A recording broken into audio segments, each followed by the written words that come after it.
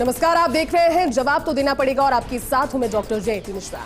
संसद का मॉनसून सत्र लगातार 12वां दिन लोकसभा और राज्यसभा दोनों सदनों में हंगामा, प्रश्नकाल ठप, जनता से जुड़े मुद्दे अधर में और संसद बार बार स्थगित। विपक्ष के जोरदार विरोध के चलते बहस नहीं बल्कि नारे गूंजते हुए नजर आ रहे हैं। एक और राम मंदिर का चढ़ावा चोरी का मामला, जिस पर विपक्ष सरकार को लगातार घेर रहा है और ईडी, सीबीआई जैसी केंद्रीय एजेंसियों की चुप्पी पर सवाल उठा रहा है। दूसरी तरफ कांग्रेस और सपा पर सरकार का पलटवार जारी है। जिन दलों ने राम मंदिर का विरोध किया वे आज राम भगवान के नाम पर राजनीति कर रहे हैं, पक्ष का ये कहना है। सवाल ये है कि क्या लगातार हंगामे के कारण संसद की जो कार्यवाही है वो बाधित होना हमारे लोकतंत्र के हित में है, और क्या विपक्ष भ्रष्टाचार के मुद्दे पर सरकार को घेर रहा है या फिर आस्था की आड़ में राजनीति की जा रही है। और सवाल तो ये भी है कि क्या संसद में बहस होगी या फिर सिर्फ नारेबाजी होती नजर आएगी। लोकतंत्र की आवाज आखिर कब तक हंगामे की भेंट चढ़ती रहेगी, आज बात इसी खास मुद्दे पर। सरकार ने 70 एकड़ से अधिक भूमि ट्रस्ट को सौंपी। ED, CBI, income tax department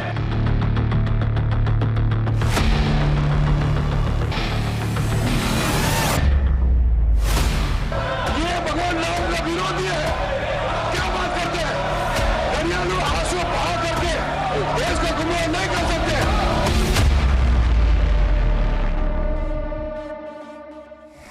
ये मुद्दा बेहद जरूरी है, जनता और आपके हम सभी के सरोकार से जुड़ा हुआ, और इस मुद्दे पर बातचीत के लिए हमारे साथ स्टूडियो में बेहद खास पैनल मौजूद है। रूबरू आपको करवाती हूँ।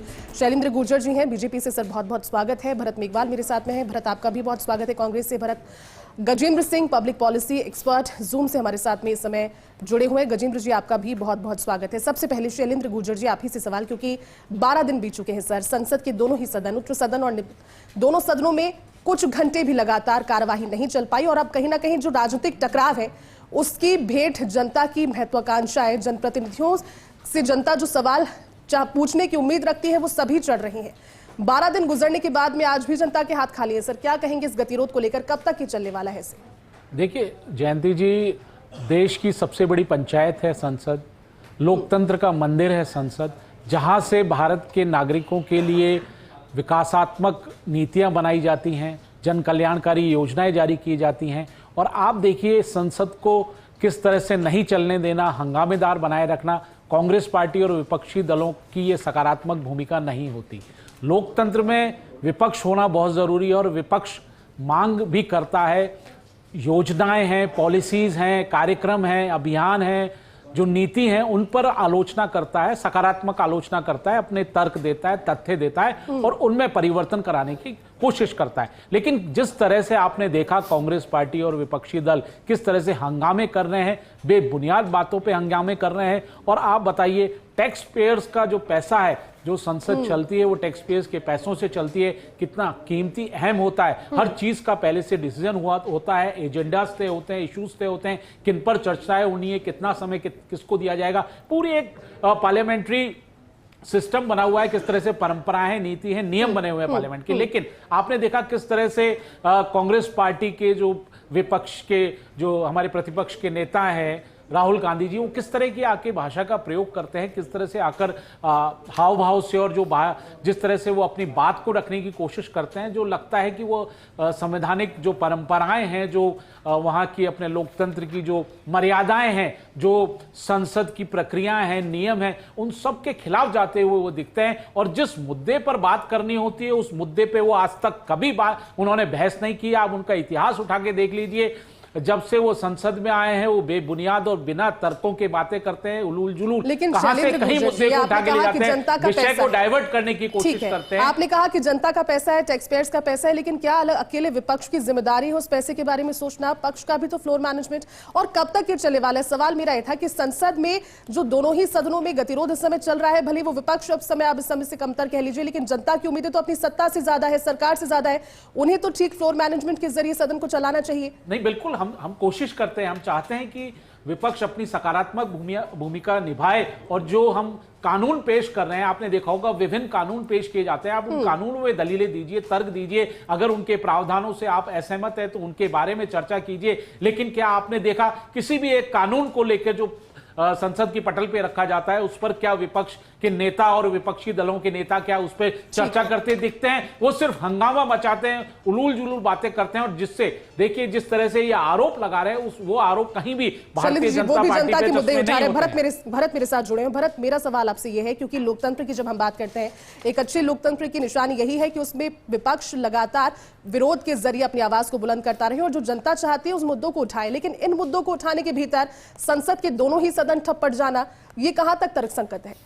देखिए, गुड गवर्नेंस का मतलब अगर हम सभी जानते हैं तो उसका मतलब अकाउंटेबिलिटी होती है, रेस्पॉन्सिबिलिटी होती है। और लोकतंत्र के अंदर जो सत्ता पक्ष है, उस सत्ता पक्ष की जिम्मेदारी होती है कि वो जो विपक्ष है या जो जनता है उनको अपनी बात रखे और जनता के मुद्दों को बताए।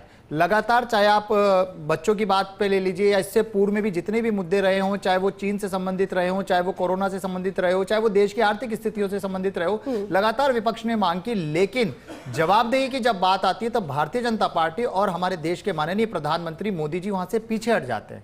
अभी मेरे साथी प्रवक्ता जी ने कहा कि बेबुनियाद बातें, उलचूल बातें, पैसा। क्या राम मंदिर बेबुनियाद बात है?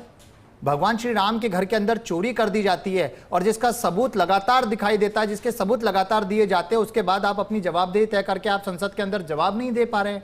ये वही भारतीय जनता पार्टी है जिन्होंने भगवान श्री राम के नाम पर पूरे देश के अंदर प्रचार प्रसार किया और वोट बटोरे। ये वही भारतीय जनता पार्टी है जिन्होंने भगवान श्री राम के एक छोटे से पोस्टर बनाया और प्रधानमंत्री मोदी जी उंगली पकड़कर ला रहे हैं और उस पोस्टर को पूरे देश के अंदर इन्होंने प्रचारित किया। तो जब आप भगवान श्री राम के मंदिर निर्माण के ऊपर वोट मांग सकते हैं, तो जब भगवान श्री राम के वहां चोरी हुई तो उसके लिए आप जवाबदेही तय क्यों नहीं कर रहे? और उनका तो ये कहना है कि जब राम मंदिर का निर्माण चल रहा था तब विपक्ष साथ में नहीं था, और अब जब राम मंदिर की भूमि पर इस तरह का संकट आया है तब साथ में हो गया, बावजूद इसके की चर्चा की जानी चाहिए। अब सिर्फ इस पर राजनीति की जा रही है आस्था के नाम पर। कौन राजनीति कर रहा है? राजनीति तो भारतीय जनता पार्टी कर रही है ना। अगर संसदीय मंत्री ये कह रहे हैं कि घड़ियाली, अरे साहब आप बताइए कि एसआईटी ने अभी तक चंपत राय पे क्यों नहीं एफआईआर दर्ज करी? आप बताइए कि जो कल महिपाल सिंह ने एसआईटी को जब अपने बयान दिए, उन्होंने बताया 2022 से चोरी हो रही है। 800 करोड़ का एस्टिमेट था जिसे इन्होंने 2200 करोड़ कर लिया। इन्होंने ऐसे मठ और ऐसे जो साधुओं के आश्रम थे उनको खरीदा जहां पे कब्जा ही नहीं लिया। उन्होंने 20 पॉइंट बताया, उन्होंने 20 पॉइंट में इतने बड़े बड़े उन्होंने आरोप लगाए और उन्होंने उनकी सत्यता कही है कि सबूत है इन सब चीजों के, उनको एसआईटी को दिए। उसके बावजूद भी अभी तक ये लोग ये मान नहीं रहे। पहले तो ये मान ही रहे। लेकिन भरत, आपको नहीं लगता कि इस बात को अगर संसद के भीतर मंच के जरिए अगर संसद में एक जाजम पर बैठकर रखा जाएगा तो ये जल्दी सॉर्ट होगा? आपको नहीं लगता कि अगर ये बात वहां पर उस तरह से की जाए तो जल्दी सॉर्ट होगी? जवाब तो देना। प्रधानमंत्री जी से जब पूछा गया कि पीएम केयर फंड को आपने लाखों करोड़ों रुपए ले लिए, उसके बाद आपने कहा ऑटोनोमस बॉडी है साहब, हम आरटीआई में नहीं लाएंगे। प्रधानमंत्री सवाल का जवाब नहीं दे रहे। उनका कहना है कि अमित शाह सदन में अब आ नहीं रहे, लगातार उनसे बातचीत की कोशिश विपक्ष कराए लेकिन वो गायब है सदन से। देखिए, बिल्कुल ऐसी बात नहीं है। जब भी देश को आवश्यकता हुई है, जो मुद्दे डिसाइड हुए, जो एजेंडे डिसाइड होते हैं, पार्लियामेंट की एक प्रक्रिया है, उसके तहत सब पे हम हमेशा डिस्कशन के लिए तैयार रहते हैं, लेकिन विपक्ष ने कभी डिस्कशन नहीं किया।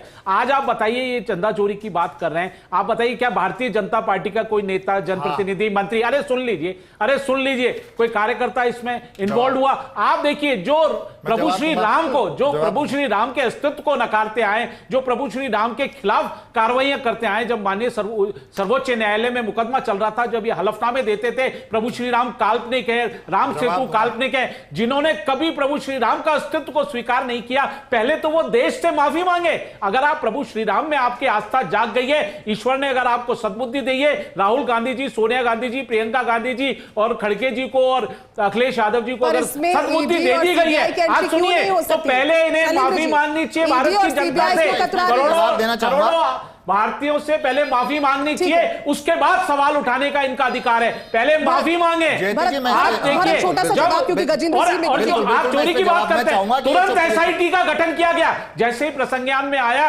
यूपी सरकार में माननीय योगी ने तुरंत एसआईटी का गठन किया, जांच शुरू हो गई, एफआईआर दर्ज हुई, आज के खिलाफ एफआईआर है और जो ट्रस्ट है उस ट्रस्ट के पदाधिकारी कर्मचारियों को बर्खास्त किया गया। देखिए, जो भी चोरी किए उसके पीछे जो भी व्यक्ति है उसको बख्शा नहीं जाएगा। और आपने देखा होगा जो डोनेशन देने वाले थे उनको कहा भी क्या जवाब दो? अरे आप प्रभु श्री राम के घोर विरोधी, आप सनातन धर्म के विरोधी, अरे आप हिंदू संस्कृति के विरोधी, क्या जवाब? पहले देश से माफी मांगो, आप पहले देश से माफी मांगो और बताइए प्रभु श्री राम को कटकरे में खड़ा कर दिया, नहीं माना और आज आप बोलते हो क्या जवाब दो? माफी मांगोगे तो जवाब नहीं मिलेगा। भारतीय जनता पार्टी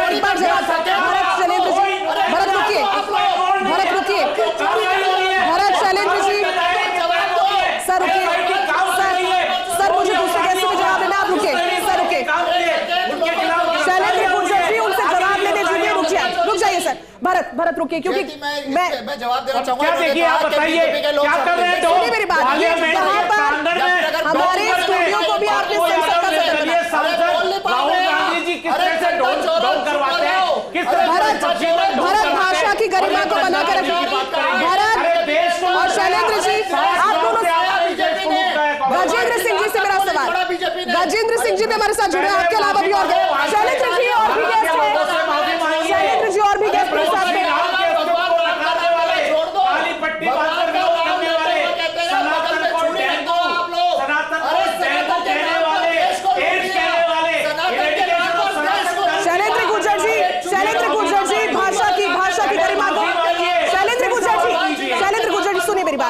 भाषा की गरिमा को बनाकर रखिए और अब इससे कम से कम लोकसभा।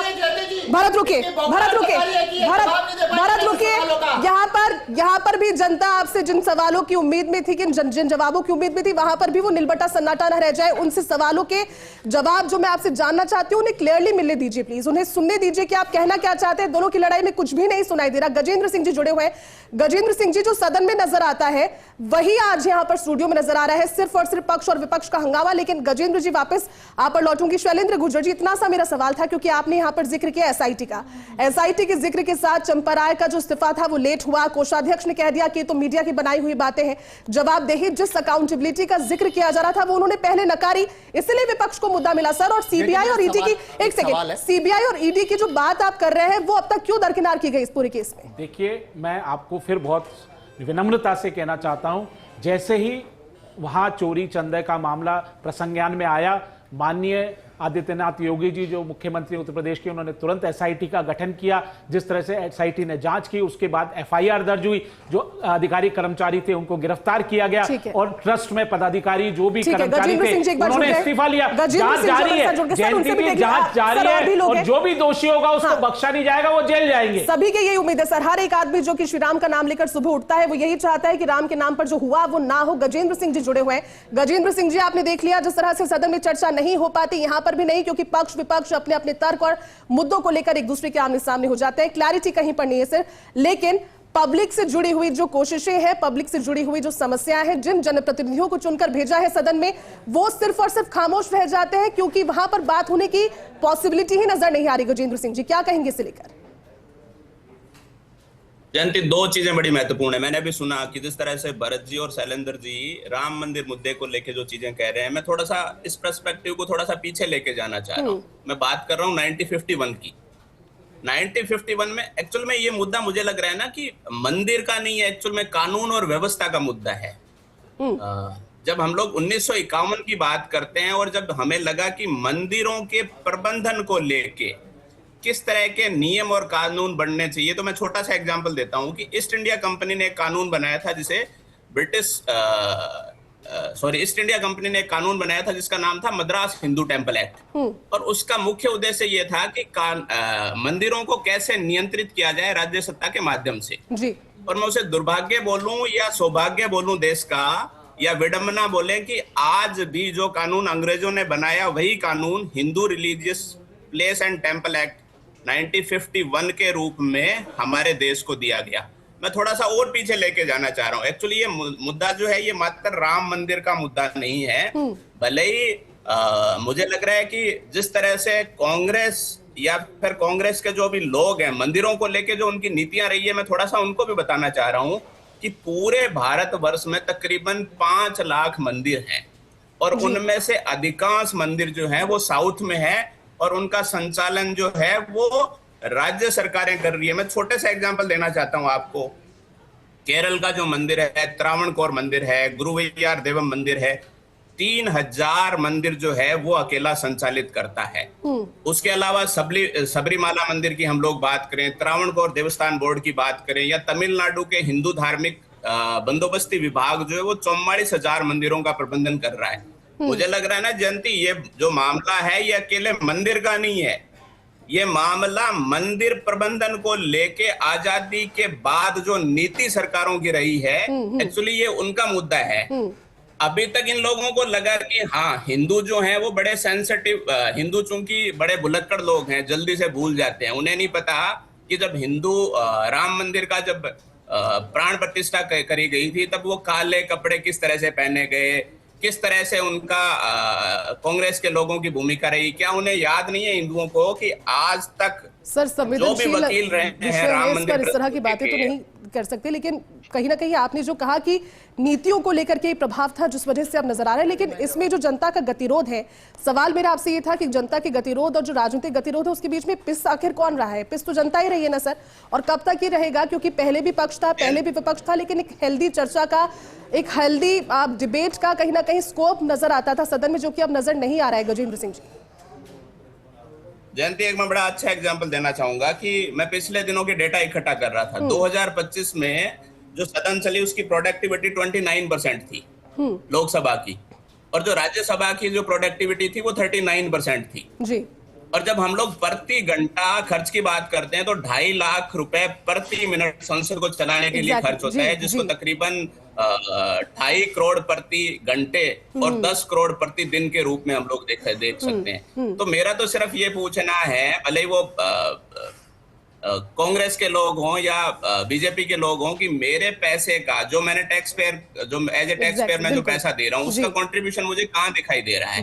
मेरे विकास के मुद्दों को बिल्कुल आप ठीक कह रहे हैं, और यही सवाल हर एक इंसान का, हर एक जनता, हर एक उस इंसान का जो कि टैक्स पे करता है, उसका यही सवाल कि आखिरकार जो पैसा हम दे रहे हैं वो हमारी जवाबदेही तय करने को लेकर, सवालों को उठाने को लेकर जनप्रतिनिधियों को भेजा वहां तक, लेकिन वहां पर कुछ हो नहीं रहा है। भरत, आप कुछ कहना चाह रहे थे, लेकिन इसी बीच भरत मैं आपसे एक सवाल भी पूछना चाहती हूँ, क्योंकि पक्ष और विपक्ष तो पहले भी थे। पहले जब कांग्रेस पार्टी सत्ता में थी तब भारतीय जनता पार्टी और जो चुनिंदा बड़े नेता थे, जो बड़े खाटी नेता थे राजनीतिक, वो बातें भी करते थे, विरोध भी करते थे, लेकिन सदन में एक स्वस्थ बहस का स्कोप हमेशा रहता ही रहता था और उसके बाद में काम भी होते थे। लेकिन आपकी जो परंपरा आ गई है, आपने देखा किस तरह से मकरद्वार के बाहर लगातार वहां पर स्किट्स रोजाना की जा रही है, राम मंदिर का एक तरीके से प्ले क्रिएट कर दिया गया है इसको। आप मानते हैं कि जनता के बीच में ये मैसेज भी पहुंच रहा है तो वो एक पॉजिटिव मैसेज है, या फिर जनता अब इस चीज से किनारा कर चुकी है कि हाँ तो सिर्फ राजनीति और कुछ नहीं? देखिए, पहले 2014 से पहले जो देश के प्रधानमंत्री हो वो जवाबदेही तय करते थे। पंडित जवाहरलाल नेहरू जी बैठते थे और सुनते थे, और शाम को जब वो मिलते थे, अटल बिहारी वाजपेयी जी को भी उन्होंने कहा था, अब हम सब सुनते भी है चर्चाओं में, कि आज आपने अच्छा बात की, आपने अच्छी चीजें कही। पक्ष विपक्ष इस देश की एक खूबी है, लोकतंत्र के लिए जरूरी है। लेकिन सवाल इसी बात का तो आ रहा है ना कि जब सुप्रीम कोर्ट ने कहा कि राम मंदिर ट्रस्ट का निर्माण कीजिए, जो सरकार ने ऑटोनोमस बॉडी बनाई, उस ऑटोनोमस बॉडी में 15 में से 12 लोग बीजेपी के, मैं बता देता हूं। नपेंद्र मिश्रा जो उस ट्रस्ट में थे, पीएम मोदी जी के प्रिंसिपल सेक्रेटरी थे ये। चंपत राय आरएसएस और विश्व हिंदू परिषद के रहे। कामेश्वर चौपाल जिनको निर्माण बनाने का काम था, बीजेपी के एमएलसी रह चुके हैं। जो 20 लाख की जमीन 2.5 करोड़ में बिकी, वो बीजेपी के मेयर के भतीजे थे। तो लगातार बीजेपी इसके अंदर संलिप्त थी। 1 महीने तक एसआईटी तो बात की, एफआईआर दर्ज नहीं हुई। तो जो अभी कह रहे थे जोगेश्वर जी, जो आपने नाम, गजेंद्र जी ने एक बार ये नहीं कहा, इन्होंने कहा हमारा पैसा साहब संसद के अंदर खर्च हो रहा है। अरे जो देश के करोड़ों लोगों की आस्था का पैसा वहां राम मंदिर में लगा, क्या उसका सवाल पूछना गलत है? और आपने कहा नियम, जब वैष्णो देवी मंदिर, बाकी जितने मंदिर है उनके ऊपर आपने कानून बना रखा है, वो कानून के तहत लगते हैं। भगवान श्री राम का इतना बड़ा, इस देश का, पूरे विश्व का सबसे बड़ा मंदिर बना, आपने इसको क्यों नहीं कानून के दायरे में लिया? अगर आप इस चीज को अब मान रहे हैं कि सबसे बड़ा मंदिर ये विश्व का था, तो तब सहयोग क्यों नहीं दिया भरत? तब विपक्ष ने सहयोग क्यों नहीं दिया? अगर ये विश्व का सबसे बड़ा राम मंदिर था तो तब क्यों नहीं गया? सहयोग नहीं दिया, बताइए। तब क्यों नहीं गए साथ में? जब राम मंदिर की प्राण प्रतिष्ठा हो रही थी, तब कौन गया? आप अकेले जाकर प्राण प्रतिष्ठा कर रहे हैं और आप लोगों को बुलाने, उस समय तो आप सबसे आगे थे। आमंत्रित नहीं किया गया था, सबसे आगे थे, विपक्ष को आमंत्रित नहीं किया था, तो आप सबसे आगे थे। और आज जब राम मंदिर के ऊपर चोरी की बात आ गई और आपके लोग बताइए, तब आप बुलाते किसको? जो प्रभु श्री राम के अस्तित्व पे क्वेश्चन मार्क कर रहे हैं, उसको बुलाते। बेचारे जो लोग भगवान श्री राम को काल्पनिक मानते हैं, जो राम सेतु को काल्पनिक मानते हैं, जो सनातन धर्म संस्कृति को गालियां देते हैं, जो हिंदू सभ्यता को गालियां देते हैं, परंपराओं की माखोल उड़ाते हैं। अरे राहुल गांधी जी को समझाओ। अरे जी, अगर आप ये बात उनको समझाते तो हो सकता है उनके समझ में आती, लेकिन देखिए उस समय के जमाने में और इस जमाने में, जयंती जी मेरी बात सुनिए। ठीक है भरत, एक बार सुन। भरत, आपने जो सवाल किया, शैलेंद्र गुर्जर जिसका जवाब देना चाह रहे हैं, जवाब पहले स्वस्थ देखिए, पहले जैसे भी बताया, भरत एक बार जवाब इनसे सुनते हैं, क्लैरिटी के साथ बताइए। पहले माफी मांगो देश से। अरे प्रभु श्री राम के प्रश्न करने वाले, प्रभु श्री राम को कटघरे में करने वाले, पहले देश से माफी मांगो, उसके बाद सवाल करने का आपको अधिकार है। शैलेंद्र गुर्जर सवाल करने का अधिकार नहीं है। सर, आप प्रभु श्री राम को नहीं मानते हो, सर, आप प्रभु श्री राम को नहीं मानते हो। सर, इतना सा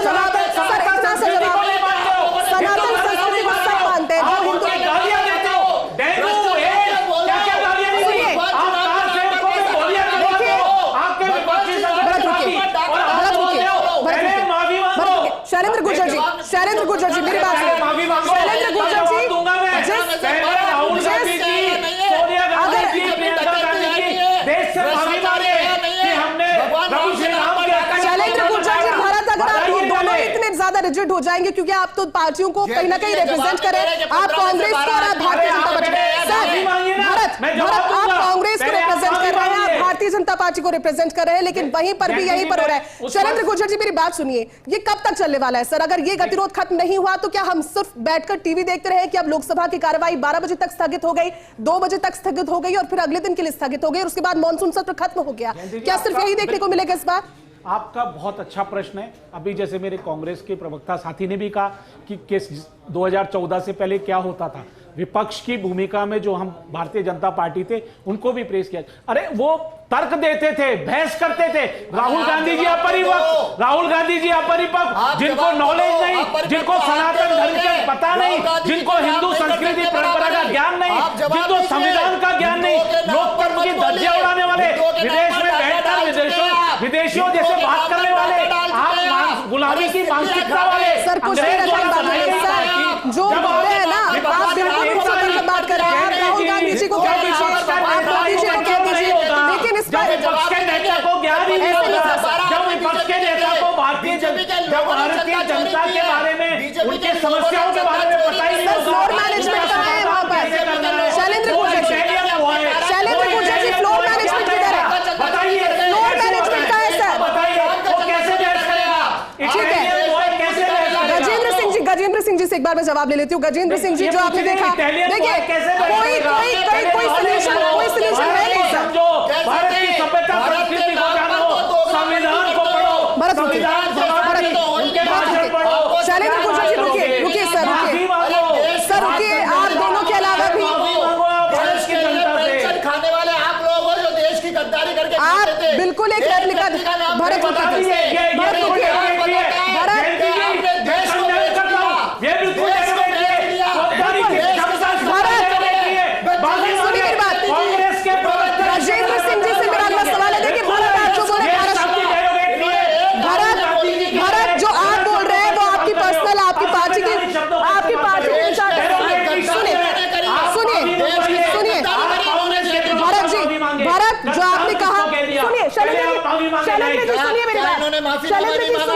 सुनिए, आप नहीं बोलेंगे यहाँ पर बात नहीं हो पाएगी। भारत रुके, भारत सुनिए मेरी बात। पार्टी का चरित्र है इस तरह। शैलेंद्र जी, अगर आपको इस चर्चा को आगे बढ़ाना है तो आपको रुकना होगा सर, इस चर्चा को आगे बढ़ाना है तो रुकना होगा,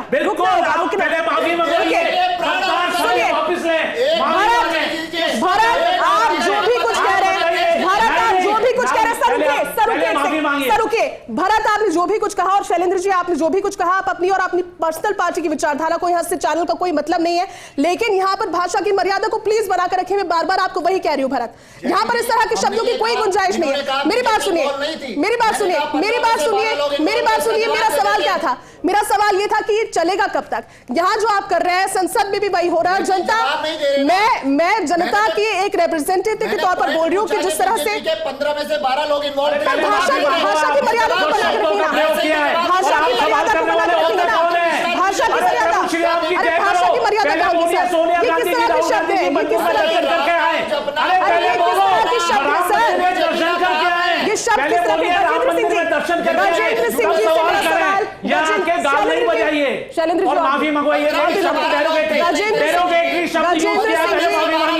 गजेंद्र सिंह नहीं, आपने गलत शब्द का प्रयोग किया था, माफी मांगिए, माफी मांगिए। हमारे साथ 15 में से 12 लोग थे नहीं थे, माफी मांगिए। आपने जो शब्दों का प्रयोग किया है, कौन है गद्दार बताइए? आपने गलत शब्द का प्रयोग किया है। आप दोनों से कहा कि भाषा की मर्यादा को बार-बार, लेकिन इस पूरे आप लोग सुनना नहीं चाह रहे, आप सिर्फ बोलते जा रहे हैं। कभी भाषा की मर्यादा नहीं रखते। आप अपनी बातों को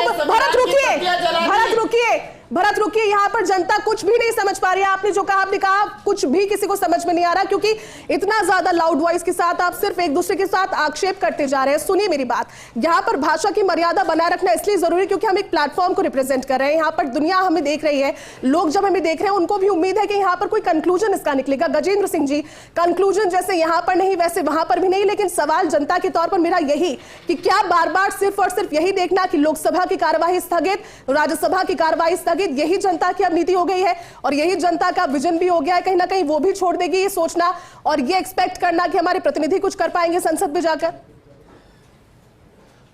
जयंती, बड़ा दुर्भाग्य है जब हम लोग इस तरह के मंच से संजीदगी की उम्मीद करते हैं और वहां जब हमारे जनप्रतिनिधि लगातार उन विरोधाभासों के लिए और अपने राजनीतिक प्रतिबद्धता को लेके जनता की आवाज को जब सुनना और जनता की आवाज को उठाना जब बंद कर देते हैं, तो मुझे लगता है कि शायद जिस पवित्र भावना के साथ में संसद की स्थापना करी गई थी, जो उम्मीद उन लोगों से है, जो भारत की 140 करोड़ जो जनता है, वो शायद उनसे जिस उम्मीद से देखती है, मुझे नहीं लगता कि वो फ्रूटफुल होती दिख रही होगी।